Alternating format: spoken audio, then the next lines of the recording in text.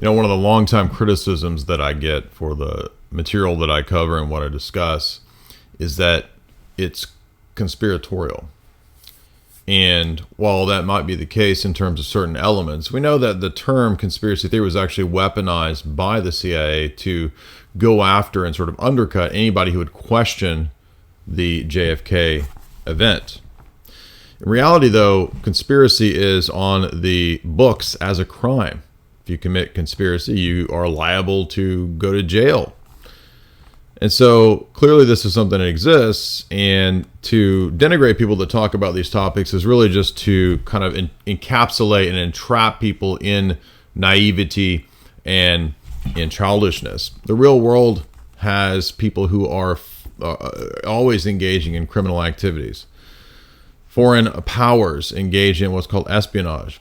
And so if we recharacterize conspiracy as something more vast, more of a global idea, then we understand that that's actually just espionage. That's foreign powers or rival powers conspiring against other powers.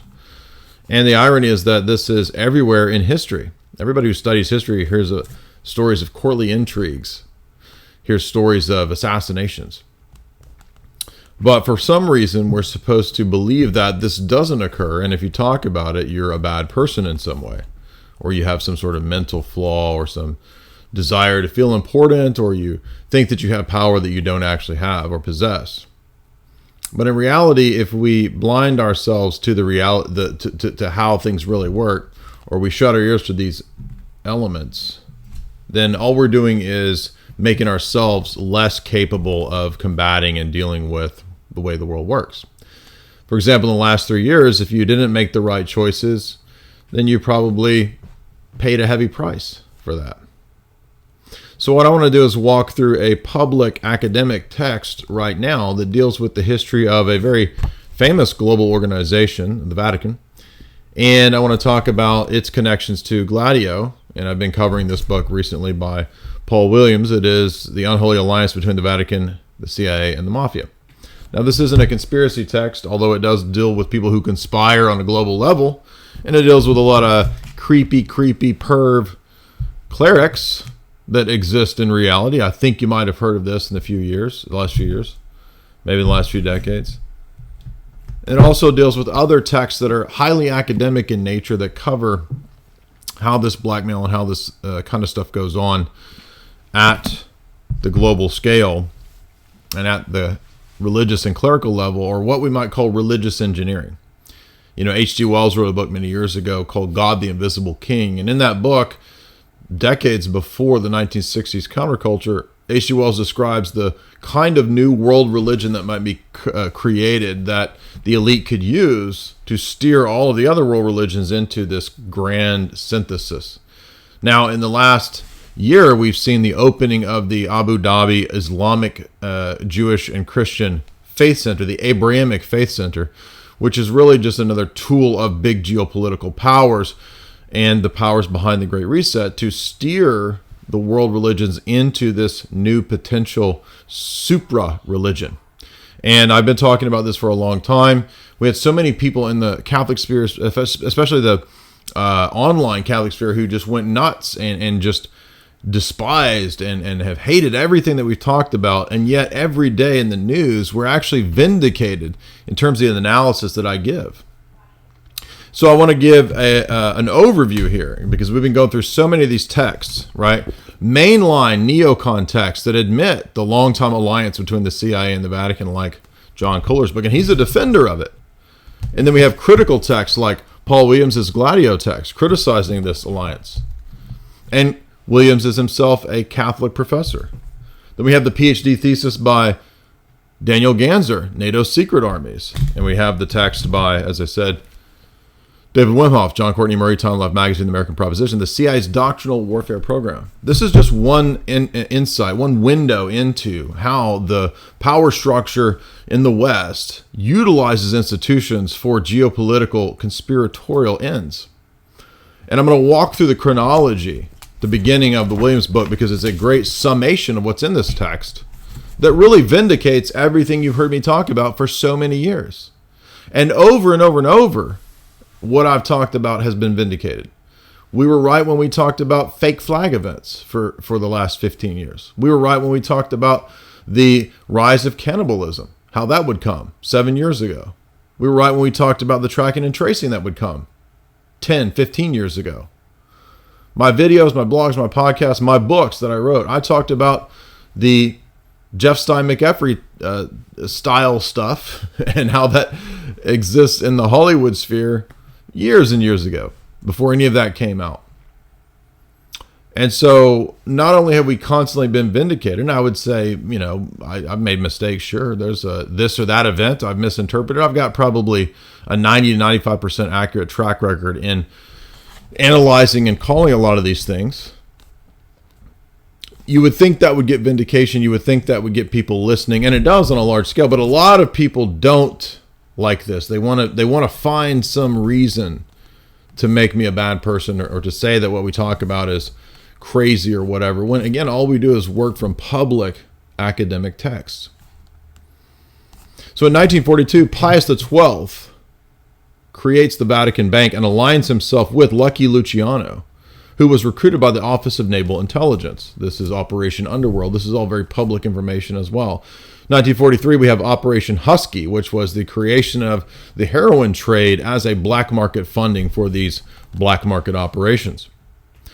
In 1945, we have the Hunt Conference, which is the official formation of Operation Gladio, which is what this text is about, which is the stay-behind units that NATO and the CIA created together with the organized crime factions within the Vatican and within Italy itself.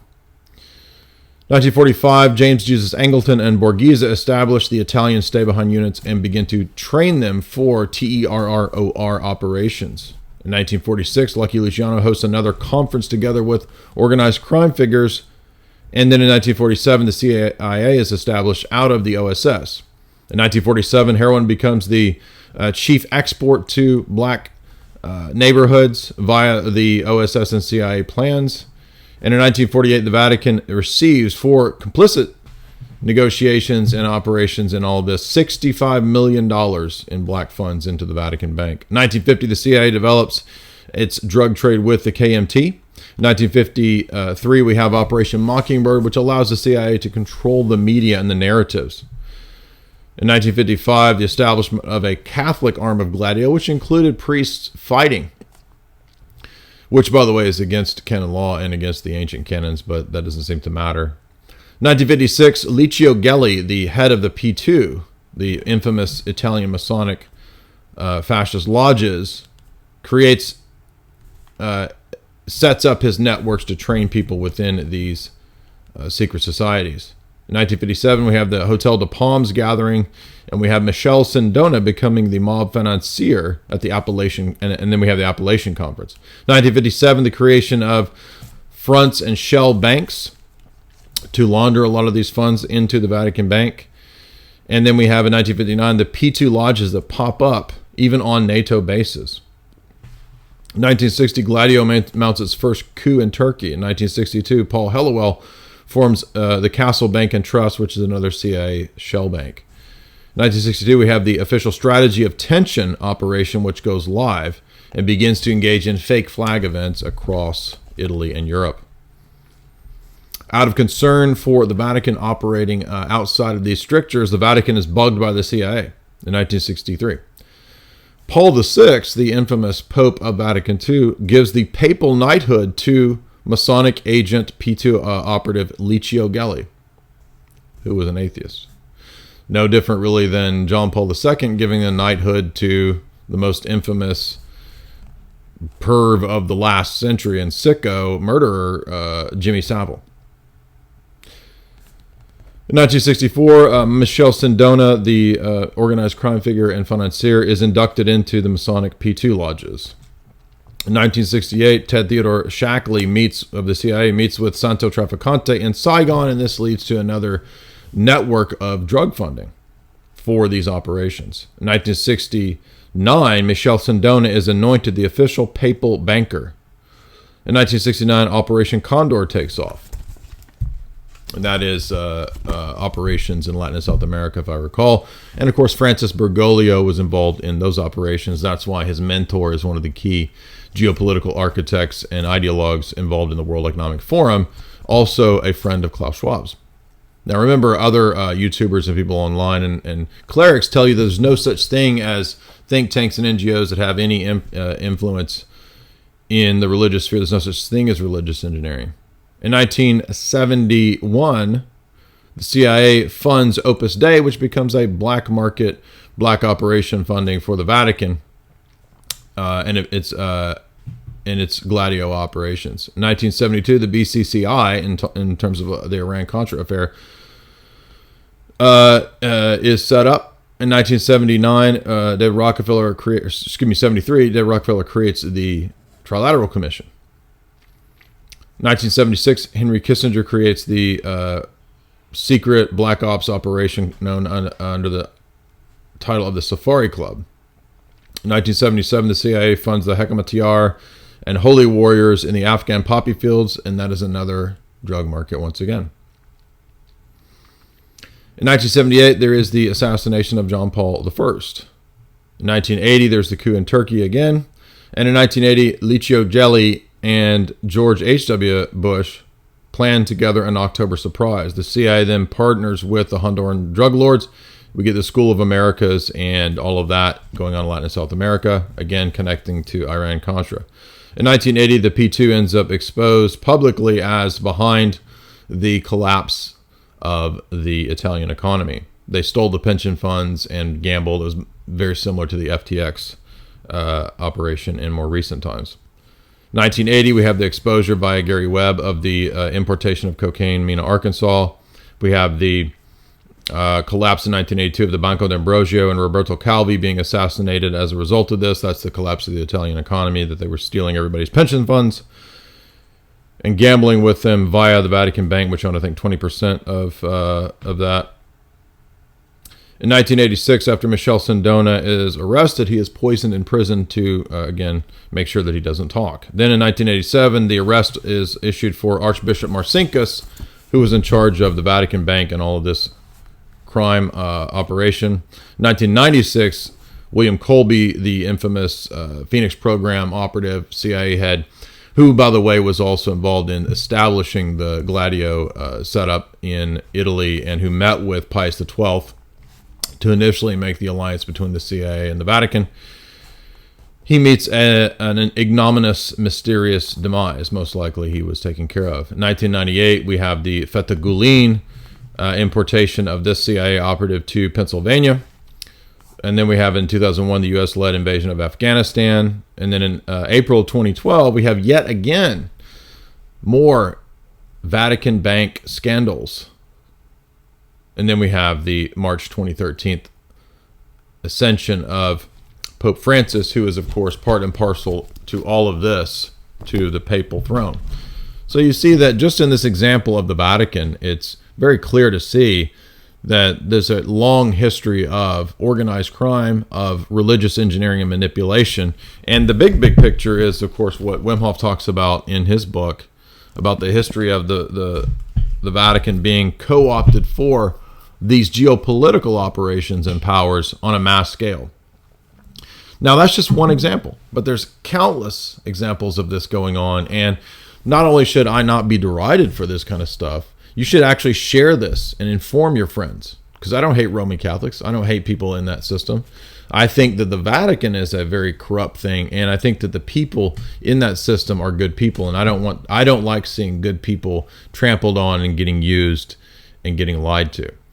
And so if you would, share this video, like this video. Also remember that our sponsor is, of course, Chalk.com, the best supplements on the internet. Head over to Chalk.com right now and use the promo code J50 to get 50% off all of the best supplements, especially my favorite, which is the Tonkat Elite, which is proven in peer-reviewed studies to boost testosterone.